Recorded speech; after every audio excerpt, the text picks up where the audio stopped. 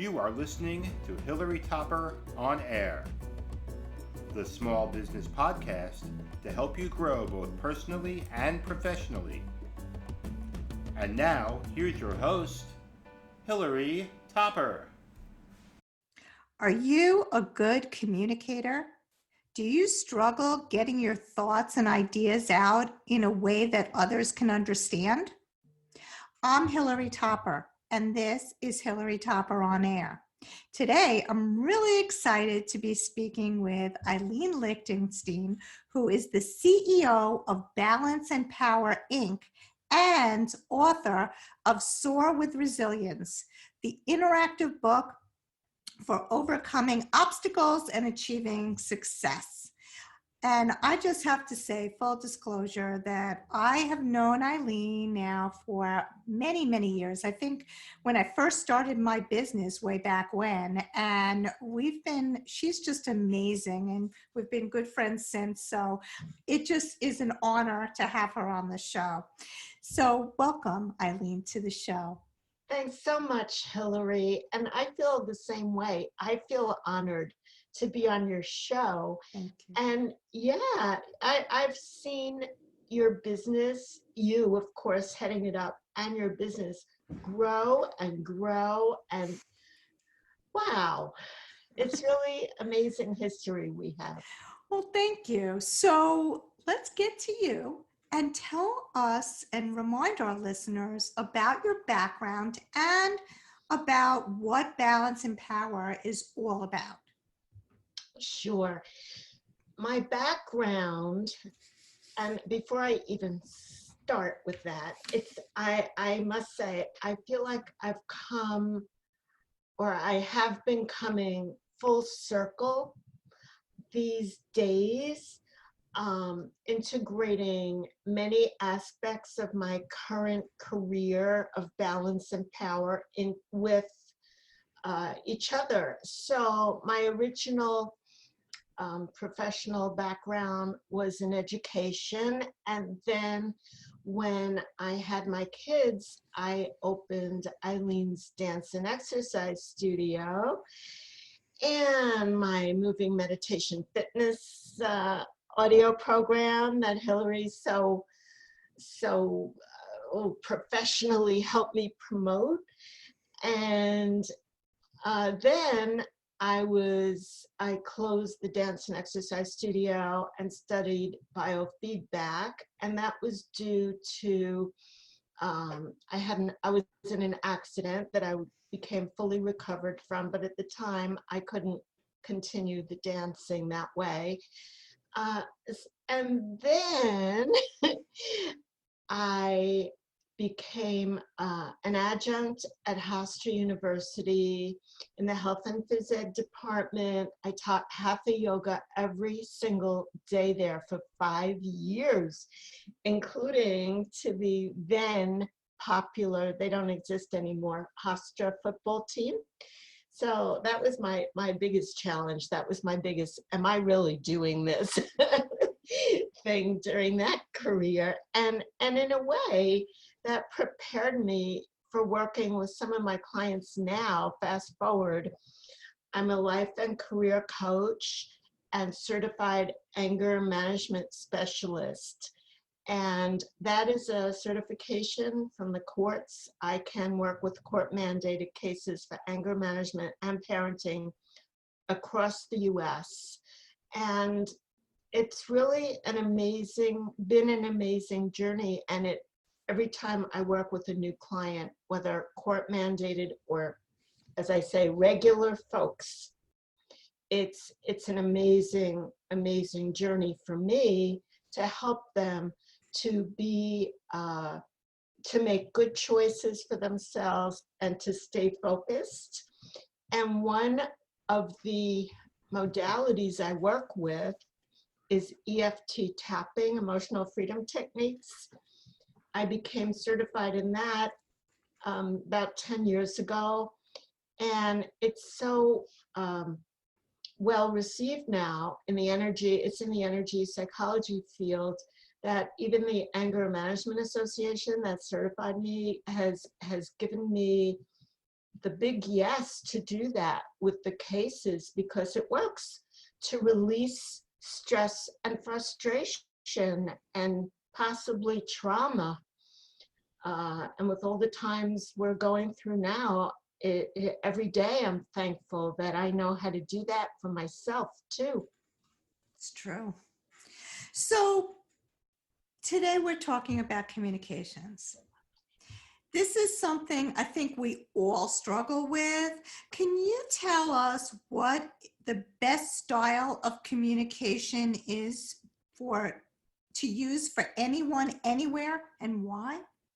Good question.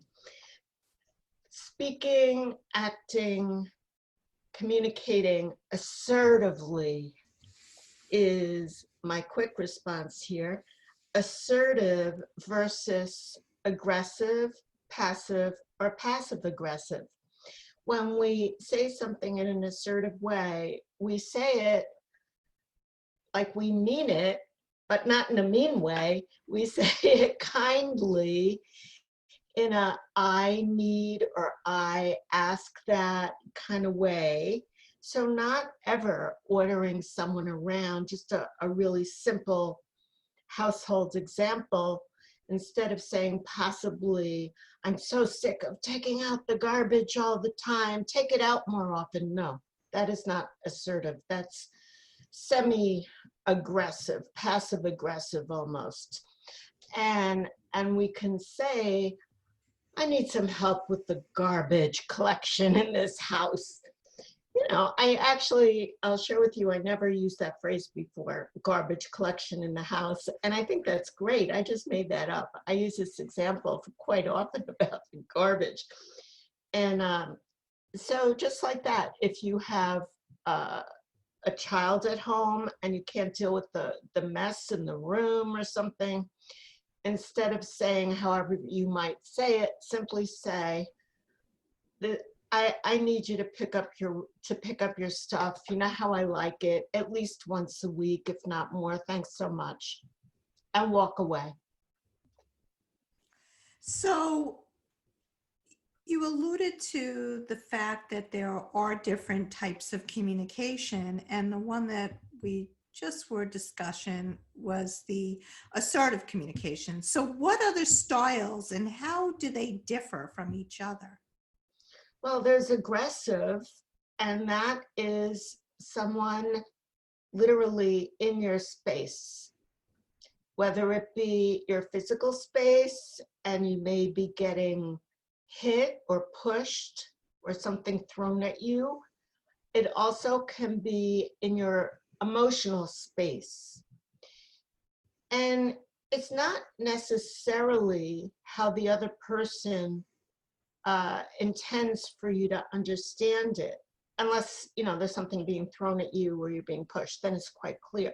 But when it's in your emotional space, sometimes it's just our personal perception. Maybe the other person is pushing buttons, so to speak. So it's important that we understand our cues, our personal cues when someone is in our emotional space. What happens? Do we get tight? Does your chest get tight? Do you get warm in temperature? Do you have a knot in your stomach and your shoulders and your neck and so on?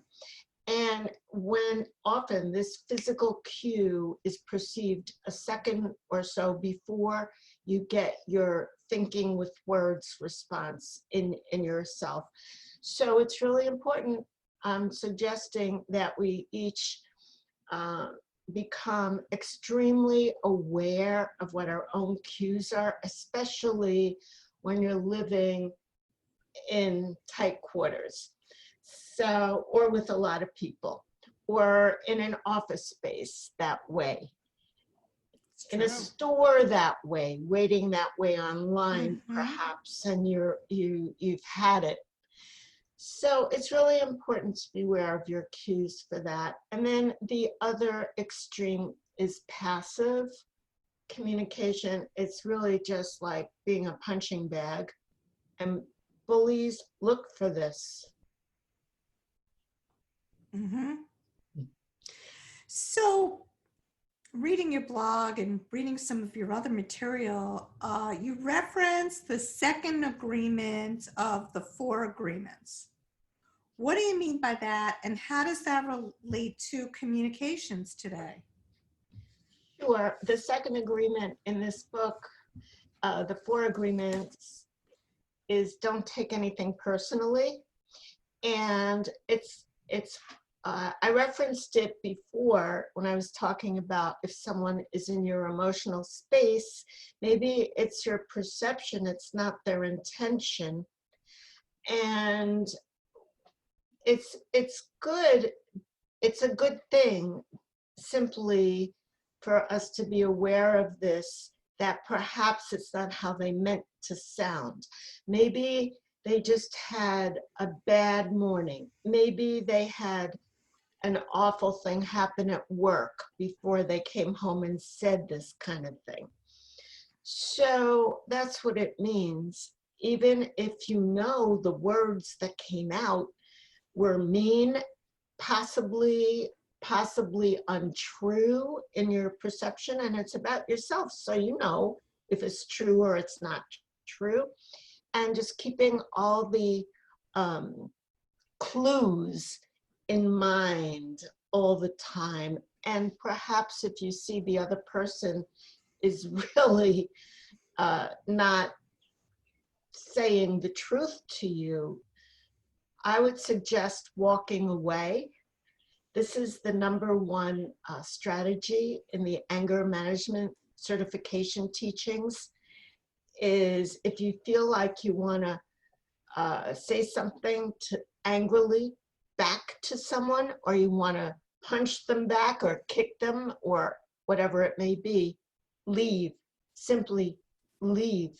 Because, well, I don't have to paint a picture. I think you all can see. And in words, it could be called adding fuel to a fire. Mm-hmm. Absolutely. Well, before we move on, I just have to say that I am so appreciative of my sponsors and must take this moment out to thank them. Please support our sponsors and tell them that you've heard about them on Hilary Topper On Air. Special thanks to the Russo Law Group, the Profit Express, Pop International Galleries, the Donna Drake Show, and Fortuna Fine Jewelry. Now back to you, Eileen. So we're talking about effective communication. Can you tell me some tips for communicating better? Okay. Yeah. Sure, I'd be happy to. In addition to being assertive as much as possible, it's really important to be an active listener and to understand what that means, because then you'll be able to do it better more often. And it's really important to have a good rapport with someone, for them to know you're really listening. And being an active listener means to hear and to say it back in some way, not like a first grader, not like an elementary school teacher, but simply saying, yeah, I think he said. If you're not sure, it's easy to say, did you say this? I think he might have said this. It's okay, you're having a conversation. This is not an exam for college entrance or for a job interview. So I think people get really unnecessarily tense when they do this. They're not sure if they're doing it right. Well, let me tell you, there's no real right way. All you have to think of is having wonderful rapport with the person, being honest, listening well, and speaking from your heart as well as your mind. That's great. That's really great. I love that. It actually reminds me of a sales technique that people use called mirroring. Can't say that 3 times fast. Okay, so let's talk a little bit about anger, right? So when somebody, and this happens all the time, I see this on social media constantly. So what's a good rule to follow if you feel offended or angry when someone says something or writes something that you don't agree with? Well, I think I mentioned this in this conversation, and it still holds true. I could say it again because it's that important, is leave, simply leave. And if you don't feel 100% right with that, if you think, oh, now the person thinks I'm like deserting the conversation or something to that effect, if you can manage it to say, I have to leave and calm myself down, and we'll continue to speak about this later. Mhm. And leave. No more. Don't go on and on and on. Sometimes the other person is like so shut down already. Whatever you may say is not going to be good. But just saying that little bit, even if it's not to calm down, I just need to leave for a few minutes now. Or if it's not a few minutes, we'll continue this later. And go to the restroom, go outside for a slow walk. We don't want anyone collapsing in anger. So running. it would be the same thing if you see something on social media. I mean, you start boiling, you know, there's so much going on and so much negativity, right? And you're boiling and you want to jump in the conversation. So what you're saying is just remove yourself from the situation. Shut down Absolutely. Facebook and walk away. Absolutely. That would be the best thing to do, in my opinion. Awesome. So this was so great. This was really great. And I hope that everybody can learn something here because I know I did. So tell people how they can get in touch with you and learn more about you and Balance and Power. My website is balanceandpower.com. That's BALANCEANDPOWER.com. My email, my best email is Eileen, EILEEN, at balanceandpower.com. And my phone number, my landline, so don't try texting me at this one, is 516-623-4353. I offer complimentary consults on the phone. So that would be great. And tell me you heard me here on Hilary's radio show. That would be wonderful. And any last thoughts or that you want our audience to walk away with? Every morning, if possible, before you pop out of bed or someone calls you to be there, a little one, I mean, it would be wonderful to visualize each thing that you think is going to happen in your day. And if you're your own boss, say yes and visualize it fully, or say, I don't think that's for me today. And maybe another time, maybe not. You could think about that later. I find that extremely helpful before getting out of bed. And if you can manage some time a little later for a very brief meditation, meaning no thinking, focus on your breath, just sitting there, standing there, or lying down outside if possible, that is wonderful. And exercise. Absolutely. You know, it's funny that when you mentioned moving meditation, I every time I take a walk, I think of you. I do. It's so powerful. So I'm talking today with Eileen Lichtenstein of Balance and Power, and she just provided you with her contact information, but it also will appear on the our website, so you can check it out there. I want to thank you so much. This was wonderful, and I really appreciate you being on the show. Thanks so much, Hilary. Thanks again. I also want to thank our sponsors again, the Russo Law Group, the Profit Express, Pop International Galleries, the Donna Drake Show, and Fortune Fine Jewelry. And last but not least, I want to thank you, our listeners, for tuning in. If you want more information on this show or any other show, please visit our website at hilarytopperonair.com, or you can find us on Spotify, iTunes, Google Play, even Amazon Alexa. Have a great day, and we'll see you next time.